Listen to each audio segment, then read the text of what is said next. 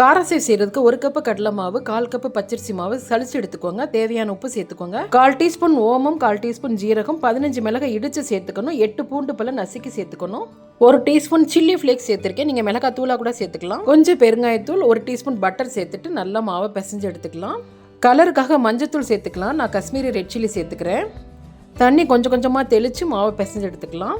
மாவு ரொம்ப திக்காவும் இருக்கக்கூடாது, ரொம்ப தண்ணியாகவும் இருக்கக்கூடாது. கொஞ்சம் தளரவா பிசைஞ்சுக்கோங்க. மாவு பிசைஞ்சிட்டு உப்பு காரம்லாம் கரெக்டாக இருக்கான்னு செக் பண்ணி பார்த்துக்கோங்க. தேவையான சேர்த்துக்கோங்க. மாவு பிசையும்போது கொஞ்சம் ஒட்டிட்டு பிசுன்னு இருக்கும். ஸ்பூனில் வலிச்சு எடுத்துட்டு கொஞ்சம் எண்ணெய் தடவி பிசைஞ்சு வச்சுக்கோங்க. இந்த முறுக்கு அச்சில் கொஞ்சம் எண்ணெய் தடவிட்டு இதில் தான் நான் காராசி புளிய போகிறேன். எண்ணெய் காஞ்சிருச்சான்னு பார்க்குறது கொஞ்சமாக போட்டு எடுத்து பாருங்க. இப்போ நான் காமிச்சிருக்கிற அளவு 1/4 கிலோ காராசியும் கரெக்டாக இருக்குது. 2 பக்கம் பெரட்டி நல்லா வேக விட்டுருங்க. எண்ணெய் நல்லா காஞ்சதுக்கு அப்புறமா பிள்ளைங்க, அப்போ தான் சட்டுன்னு வெந்துடும்.